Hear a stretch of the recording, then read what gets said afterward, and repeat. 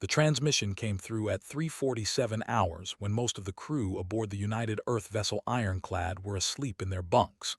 The communication officer on night duty was a young man named Peter who had been drinking his third cup of coffee when the console began flashing with an incoming signal. He set down his cup and leaned forward to examine the source. The signal was coming from Prime, a planet located in a star system nearly 3 days away at maximum speed. Peter adjusted the frequency, and the message began to play through the bridge speakers. The voice that filled the empty bridge was thin and trembling with fear. It spoke in the common galactic language that all species used for communication. The speaker was clearly terrified, and the words came out in broken phrases filled with panic. They begged for anyone who could hear them to please come and help. They said the Dominion had invaded their world without warning. They said their defense stations had been destroyed in the first hour of the attack. They said their cities were burning and their people were dying by the thousands. They said they had no weapons capable of fighting back. They begged again for someone to save them before the message ended in static. Peter sat frozen in his chair for several seconds. He had heard stories about the Dominion during his training at the Academy. They were in species that had been conquering civilizations across the galaxy for over 300 years. They did not negotiate or trade. They simply arrived at a planet with their massive fleet and took everything they wanted. The species they conquered were either killed or captured and used as labor until they died from exhaustion. No one had ever successfully stopped an invasion.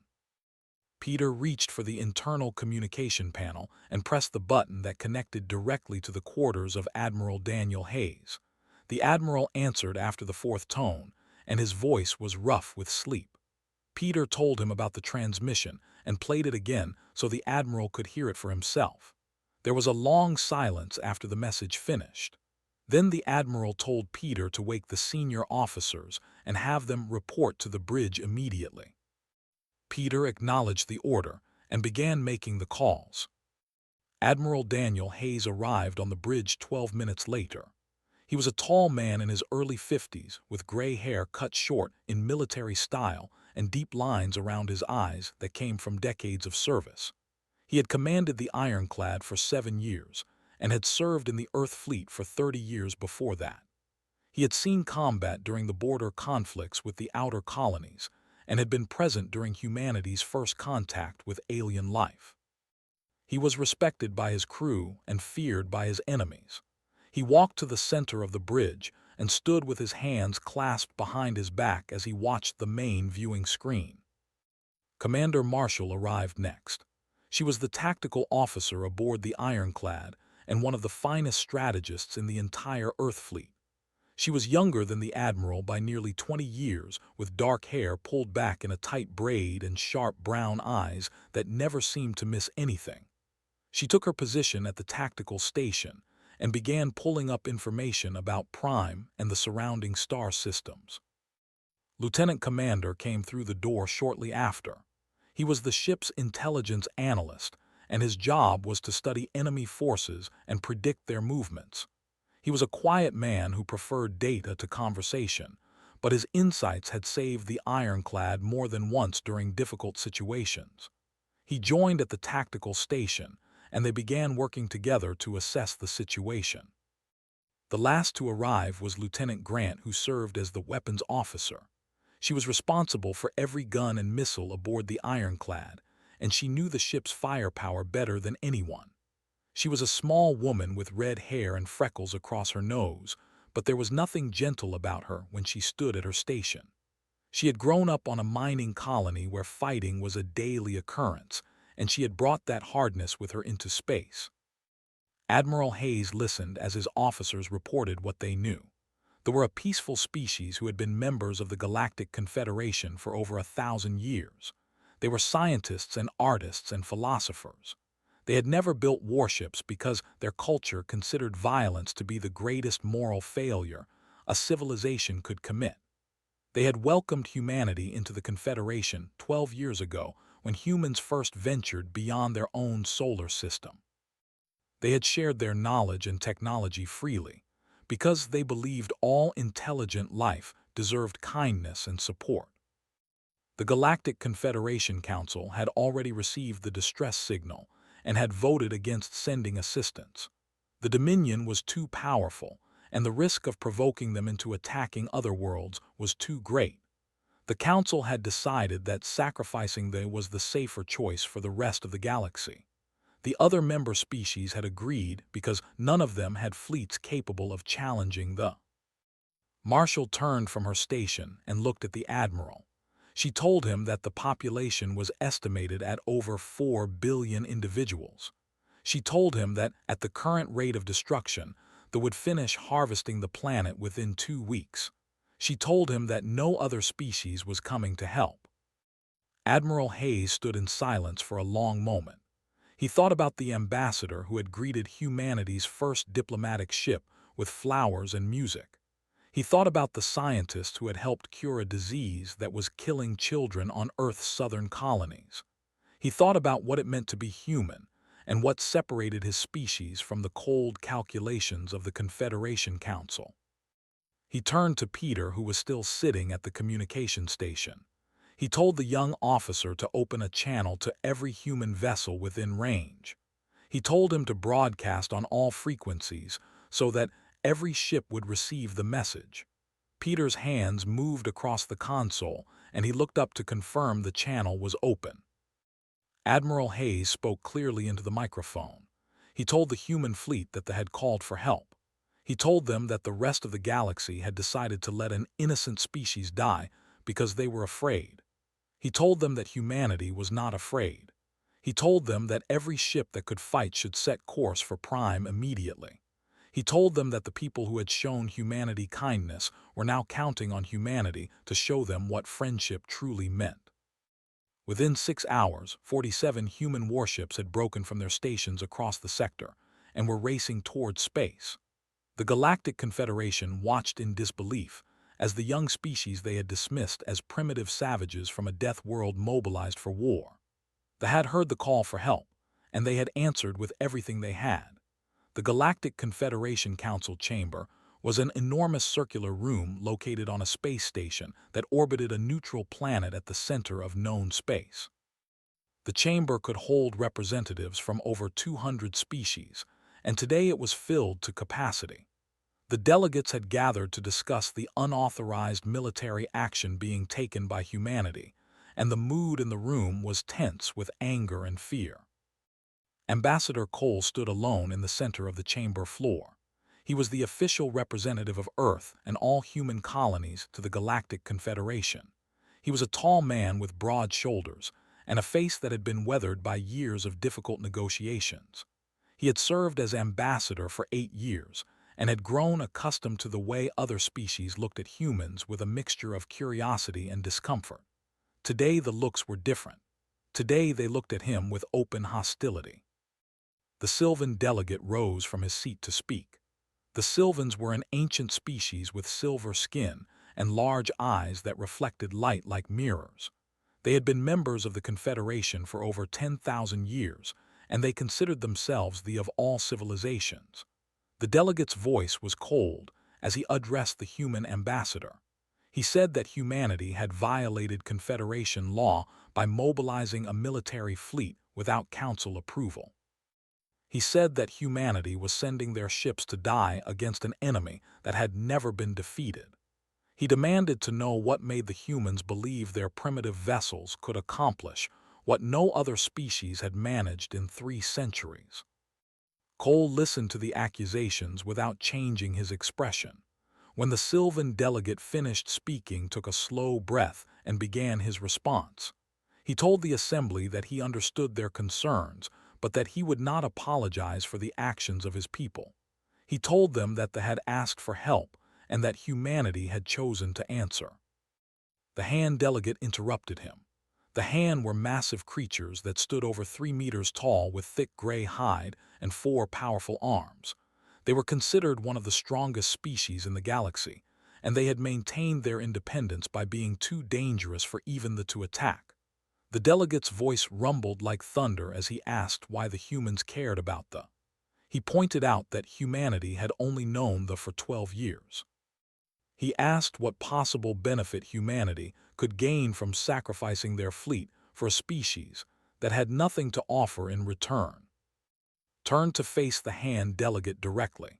He told him that they had shown humanity kindness when they were new to the stars. He told him that they had shared their knowledge and welcomed humans as friends. He told him that where he came from, people did not abandon their friends simply because helping them was dangerous. A murmur spread through the chamber. Several delegates exchanged confused glances. The concept of risking everything for friendship was not something most galactic species understood. Alliances were formed for strategic advantage and mutual benefit. The idea of fighting a hopeless battle simply because someone had been kind seemed irrational to them. The delegate spoke next. They were a reptilian species known for their logical approach to all problems. The delegate's voice was flat and emotionless as she pointed out that humanity's fleet was vastly outnumbered. She stated that mathematical analysis gave the humans less than a 12% chance of survival against the forces currently occupying space. She asked if humans were simply incapable of understanding basic probability. Smiled at the question, and several delegates flinched at the sight. To most galactic species, the baring of teeth was a threat display used by predators before an attack. Humans did it when they were happy or amused, but that knowledge did not make the expression any less unsettling to witness. Told the assembly that he wanted to explain something about his species. He told them that every species in the chamber had referred to Earth as a death world at some point. He said they were correct to use that term. He described how Earth had tried to kill humanity every single day for millions of years. He spoke about the predators that hunted humans when they were still learning to walk upright. He spoke about the diseases that evolved specifically to destroy human bodies. He spoke about the climate that shifted between frozen wastelands and burning deserts without warning. He spoke about the earthquakes and volcanoes and storms that wiped out entire populations. He paused and looked around the chamber at the assembled delegates. He told them that most species evolved on gentle worlds where survival was relatively easy. He told them that Earth was not a gentle world. He told them that humanity had spent its entire existence fighting against an environment that wanted them dead. He told them that this constant struggle had shaped humans into something different from other intelligent species. Stepped forward, and the Hand delegate actually moved back slightly despite being twice his size. Told the assembly that human ships were not built for exploration or trade. He told them that human ships were built for war because war was what humans understood. He told them that humans had invented weapons before they invented tools for farming. He told them that humans had studied destruction before they studied creation. He told them that this was the nature of a. The chamber had fallen completely silent. Every delegate was watching the human ambassador with a new understanding forming in their minds. They had dismissed humanity as primitive newcomers who had stumbled into galactic society by accident. They had not considered what it actually meant to evolve on a world that killed anything too weak to fight back. Continued speaking. He told them that humans were not going to prime because they expected to win. He told them that humans were going because the needed help and humanity was capable of providing it. He told them that this was something the Confederation could never understand because the Confederation made decisions based on calculations of risk and reward. He told them that humans made decisions based on something older and deeper than logic. He told them that humans called it loyalty. He told them that humans called it honor. He told them that humans called it doing what was right even when it was hard. He told them that these concepts had kept humanity alive through countless generations of violence and struggle.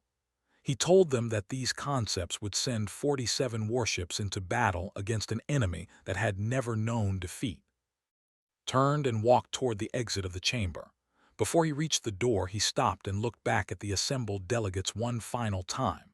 He told them that the galaxy believed were monsters. He told them that the galaxy believed humans were dangerous and unpredictable and violent. He told them that the galaxy was correct about all of those things, but he also told them that being dangerous did not mean being cruel. He told them that being violent did not mean being evil. He told them that humans chose what they fought for, and today they had chosen to fight for the. He left the chamber without waiting for a response. Behind him, 200 delegates sat in stunned silence as they contemplated what they had just witnessed. The humans were marching toward what should have been certain death, and they were doing it willingly. From that violent little planet were about to show the galaxy something it had never seen before. The human fleet traveled for 3 days through hyperspace. During that time, the crews prepared their ships for combat and tried not to think about the odds they were facing. The soldiers cleaned their weapons and checked their armor. The engineers ran diagnostics on every system and made repairs where needed. The medical teams organized their supplies and prepared for the casualties they knew were coming. Everyone aboard those 47 ships understood that many of them would not survive the coming battle, but none of them asked to turn back. Admiral Daniel Hayes spent most of the journey in his quarters studying everything known about the Dominion. He reviewed reports from the few civilizations that had survived encounters with them. He analyzed the tactics they had used in previous invasions. He looked for weaknesses that could be exploited and found very few. They were efficient and ruthless, and they had been perfecting their methods of conquest for 300 years. They did not make many mistakes. The warships were enormous vessels covered in thick armor that resembled the natural carapace of the species. Their primary weapons were plasma lances that fired superheated matter at short range with devastating effect. They preferred to swarm their enemies with overwhelming numbers and destroy them before they could mount an effective defense.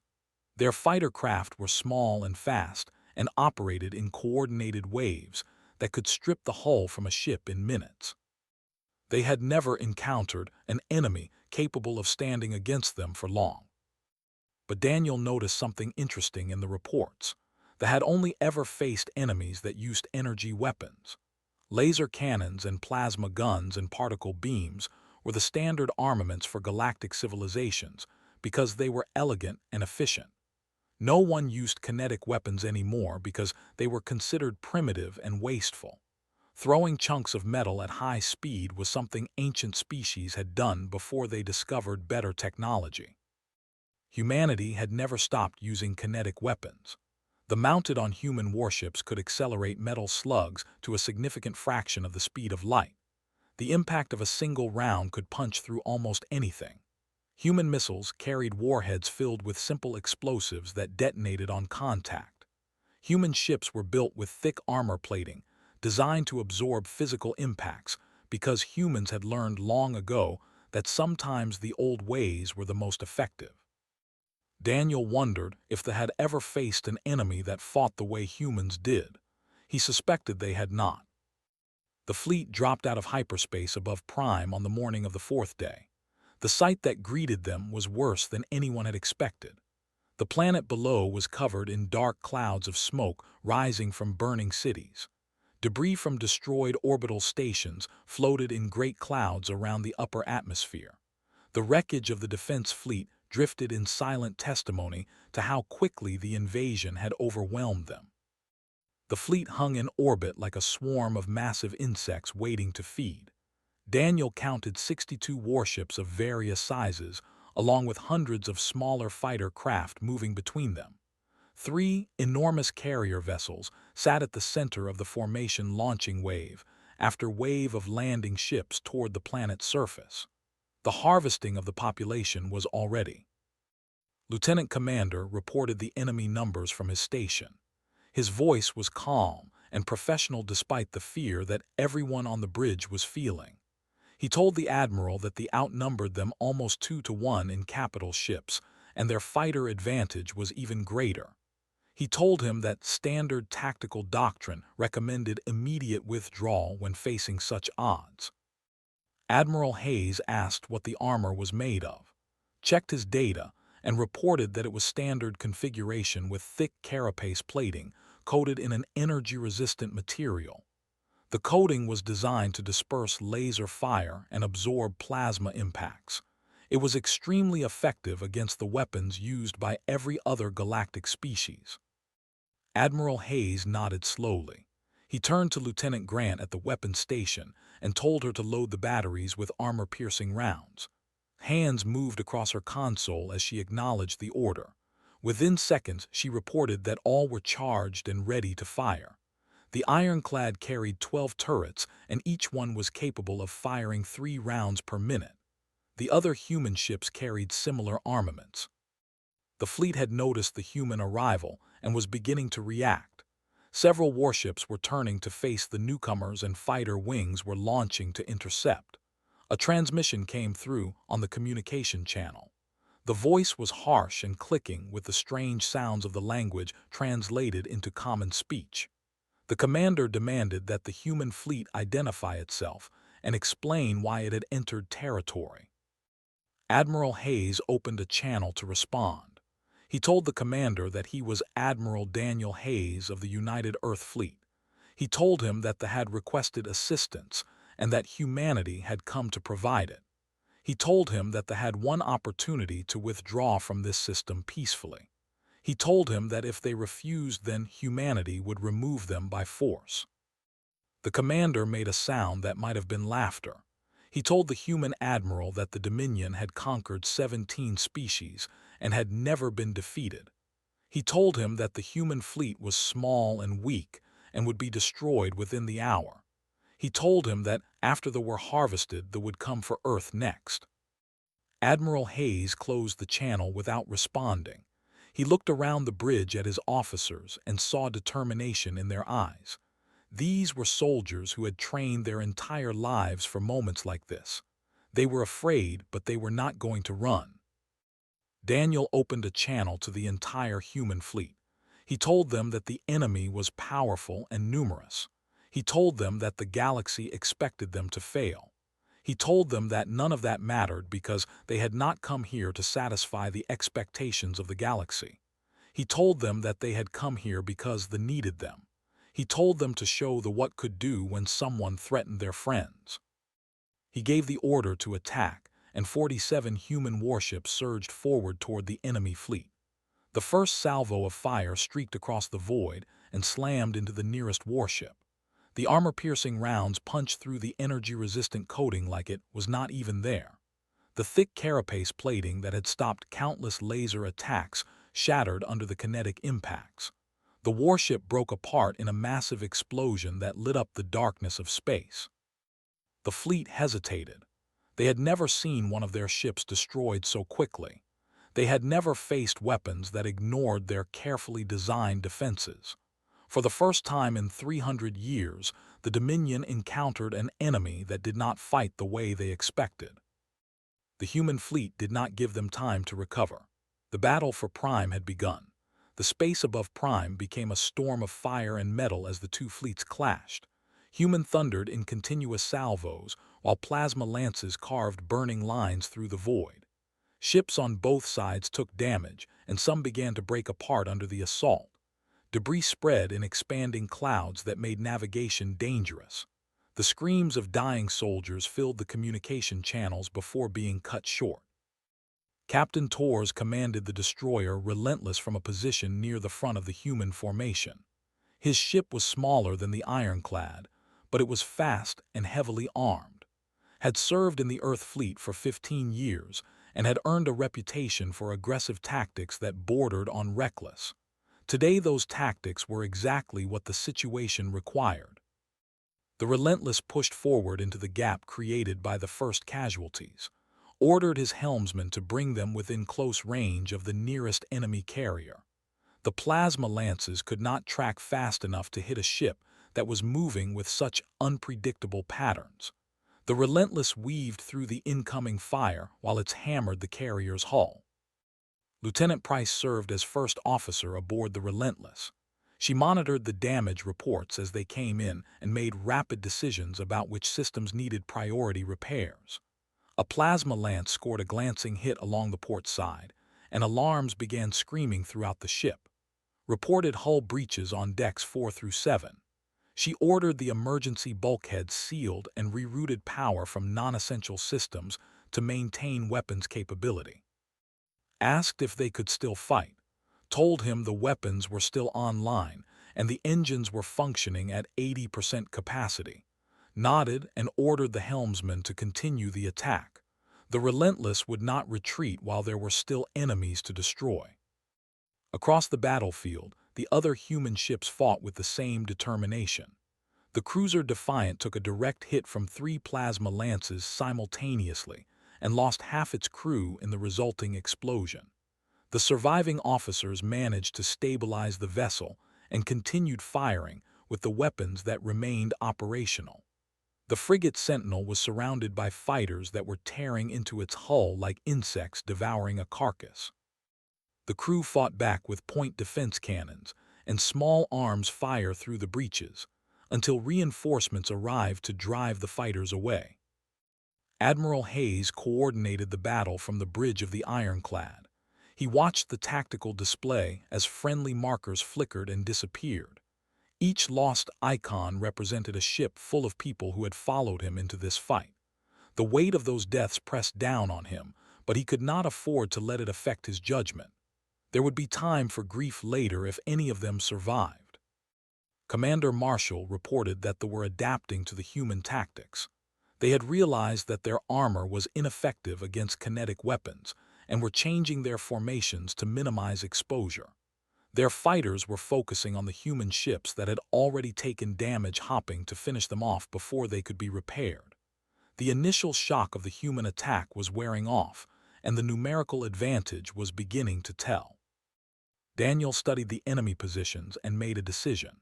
He ordered a portion of the fleet to break off and form a defensive perimeter around the damaged orbital stations. Those stations still held thousands of civilians who were waiting for evacuation. The landing ships were still descending to the planet's surface to harvest the population. If the humans could protect the stations and destroy enough landing ships, they might be able to save millions of lives even if they lost the overall battle. The human fleet split into 2 groups. The defensive group moved to shield the stations, while the offensive group continued to engage the main force. It was a risky strategy that divided their already outnumbered forces, but it was the only way to accomplish both objectives. The commander recognized the human tactic and responded by sending a wave of fighters to overwhelm the defensive group. The fighters swarmed toward the stations in a massive cloud of small craft. The human ships defending the stations opened fire with everything they had. Rounds tore through fighter after fighter, but there were simply too many of them. Some got through the defensive fire and began attacking the stations directly. On the station designated 7, a group of human Marines had been deployed to assist with the evacuation. Sergeant Carroll led her squad through the corridors as explosions shook the structure around them. Civilians ran past them in a panic trying to reach the escape pods. Carroll grabbed one of them and pointed toward the nearest pod bay. She told them to keep moving and not stop for anything. They nodded with wide, frightened eyes and continued running. A fighter crashed through the station hull and disgorged a squad of soldiers. The warriors were tall and covered in natural armor with 4 arms that ended in sharp claws. They moved with terrifying speed as they charged toward the fleeing civilians. Carol raised her rifle and opened fire. The armor-piercing rounds punched through the exoskeletons, and the first 2 soldiers fell. Her squad joined the fight, and a brutal close-quarters battle erupted in the corridor. Back in space, Admiral Hayes watched as his fleet slowly gained the upper hand. They had lost nearly half their warships, and the human casualties, while severe, were not as bad as expected. The kinetic weapons had proven devastatingly effective, and they had no answer for them. But the flagship remained intact at the center of their formation. It was the largest vessel in the enemy fleet, and it was directing the overall battle. As long as it survived, they would continue fighting. Marshall reported that the flagship was beginning to turn toward the edge of the system. The commander had apparently decided that retreat was preferable to total defeat. If the flagship escaped, it would return with reinforcements. The Dominion would learn from this battle and develop countermeasures for human weapons. The next invasion would be prepared for kinetic attacks. Daniel could not allow that to happen. He opened a channel to Captain Torres on the Relentless and two other ships that were still combat-capable. He told them to form up on the ironclad and pursue the fleeing flagship. He told them that they needed to end this battle today. The four human warships broke from the main engagement and accelerated after the flagship. The massive vessel was fast for its size, but the human ships were faster. They closed the distance steadily as both groups raced toward the system boundary. The flagship's escorts tried to slow the pursuit. Three cruisers turned to intercept the human ships, and plasma lances began firing. The Relentless took a hit that destroyed its forward sensor array. One of the other human ships lost its engine power and fell behind, but the remaining three ships continued forward without slowing. They caught the flagship at the edge of the system. The ironclad and the Relentless positioned themselves on either side, while the third ship came in from below. All three vessels opened fire simultaneously. Rounds hammered the flagship from multiple angles. The thick armor that had protected it throughout the battle began to crack and buckle under the sustained assault. The commander transmitted a final message. He told the humans that destroying him would not save them. He told them that the Dominion would send 100 ships to avenge this defeat. He told them that humanity had made an enemy that would never stop hunting them. Admiral Hayes did not respond. He simply ordered his ships to continue firing. The flagship exploded in a massive fireball that briefly the local star. The shockwave spread outward, and the remaining vessels throughout the system lost coordination as their command structure collapsed. Some tried to flee and were hunted down by human ships. Others continued fighting aimlessly until they were destroyed. Within 2 hours, there were no warships left in the system. The battle for Prime was over. Humanity had won. The silence that followed the battle was almost as overwhelming as the fighting itself. The human fleet drifted among the wreckage of 2 navies, while rescue teams searched for survivors. Medical ships moved between the damaged vessels, collecting the wounded and recovering the dead. The scale of destruction was difficult to comprehend even for those who had lived through it. Admiral Daniel Hayes stood on the bridge of the ironclad and listened to the casualty reports as they came in. 23 human ships had been destroyed or damaged beyond repair. 4,217 human sailors had died during the 11 hours of combat. The names scrolled across his screen in an endless list of people who had followed him into battle and would never return home. He read each name and committed them to memory because they deserved to be remembered. They had fared better than anyone expected. The human defense of the orbital stations had saved over 2 million civilians who would have been captured by landing parties. The destruction of the fleet had stopped the harvesting operations on the planet's surface. Estimates suggested that nearly 3 billion had survived the invasion thanks to the human intervention. It was the largest rescue operation in galactic history. 3 days after the battle, a memorial ceremony was held on the surface of Prime.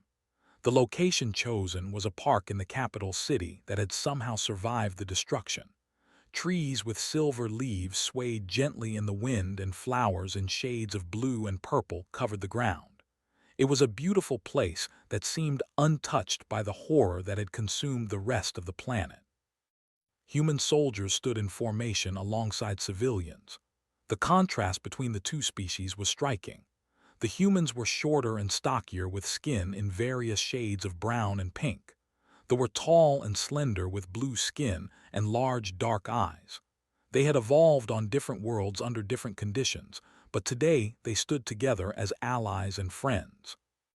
Admiral Hayes had been asked to speak at the ceremony. He stood before the assembled crowd and looked out at the faces watching him. He saw gratitude in the expressions and exhaustion in the human ones. He saw the weight of loss pressing down on everyone present. He had prepared remarks, but looking at the people in front of him, he decided to speak from his heart instead. He told them that humanity had come to Prime because friends had asked for help. He told them that the decision had been simple even though the consequences were not. He told them that the soldiers who had died in the battle had known the risks, and had chosen to fight anyway. He told them that sacrifice was the highest expression of love that one being could offer another. He paused and looked toward the sky where the debris of the battle still glittered in orbit. He told them that the galaxy would remember this day. He told them that the story of what happened here would spread to every corner of known space. He told them that other species would learn that humanity was willing to bleed and die for those who showed them kindness. After the official ceremony ended, Admiral Hayes walked through the park alone. He needed time to process everything that had happened and to grieve for the people he had lost. The flowers crushed softly under his boots as he moved through the rows of memorial stones that they had already begun erecting for the human dead. A voice called out to him, and he turned to see an elderly female approaching. She walked slowly with the careful movements of someone who had lived many years. Her skin was a deeper shade of blue than most of her species, and her eyes held a wisdom that came only from long experience. She introduced herself as, and explained that she was the High Speaker of the people. Stopped a few feet away from Daniel and studied his face with those large dark eyes. She told him that her people did not understand what humanity had done. She told him that they had nothing to offer in return for the sacrifice. She told him that there was no strategic value in saving them and no resources that could repay the blood that had been spilled. She asked him why the humans had come. Daniel considered the question carefully before answering. He thought about everything his species had been through during its long history.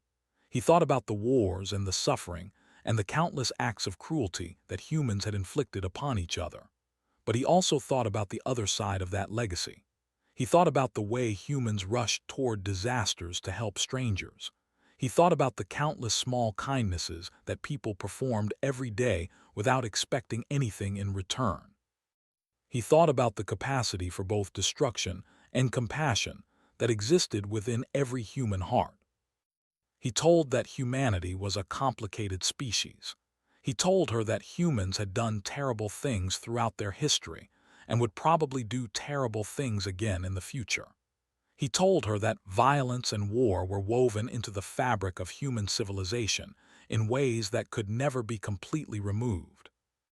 But he also told her that humans had learned something important during their long struggle for survival. He told her that strength without purpose was meaningless. He told her that the ability to destroy only mattered if it was used to protect something worth protecting. He told her that humanity had come to prime because they were worth protecting.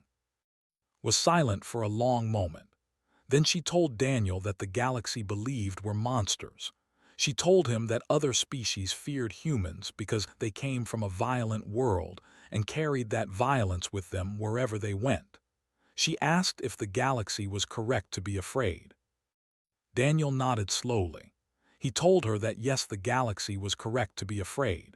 He told her that humans were dangerous in ways that most species could not comprehend. He told her that a civilization forged in constant struggle against death learned to fight with a ferocity that peaceful worlds could never match. He told her that this was the burden that carried. But then he smiled, and the expression was gentle rather than threatening. He told that being dangerous did not mean being cruel. He told her that being capable of violence did not mean being controlled by it. He told her that humans chose what they fought for and who they protected. He told her that today humanity had chosen to protect the reached out and took Daniel's hand in her own. Her fingers were long and delicate against his rough, calloused palm. She told him that her people would never forget what humanity had done. She told him that they would spend generations teaching their children about the who crossed the stars to save them. She told him that the name of humanity would be honored in hearts forever. 1 week after the battle, 17 additional species formally requested alliance treaties with Earth. They had watched the broadcast of the battle and the memorial ceremony. They had seen what humanity was willing to do for a friend. They had decided that they wanted thee on their side. The Galactic Confederation Council formally recognized humanity as a major power within the organization. The elder species who had dismissed humans as primitive savages were forced to reconsider their assumptions. The young civilization from the Death World had proven that they were something the galaxy had never seen before. The Dominion sent no retaliation fleet. Intelligence reports suggested that the defeat at Prime had caused a crisis within their leadership. For the first time in 300 years, they had encountered an enemy that could hurt them. They retreated to their territory and began developing new tactics and weapons. The threat was not over, but humanity had bought the galaxy time to prepare. Admiral Daniel Hayes returned to Earth 3 months later. He was promoted to the rank of Fleet Admiral and given command of the newly formed Rapid Response Force. The unit was designed to answer calls for help from anywhere in the galaxy. Its motto was simple and direct: "When friends call, we answer." The story of the Battle of Prime spread across known space and became legend. It was told in 1,000 languages on 1,000 worlds. The tale of the who answered a cry for help with a fleet built for battle. The tale of the humans who proved that sometimes the most dangerous creatures in the galaxy are also the most willing to protect the weak. The never forgot, and neither did anyone else.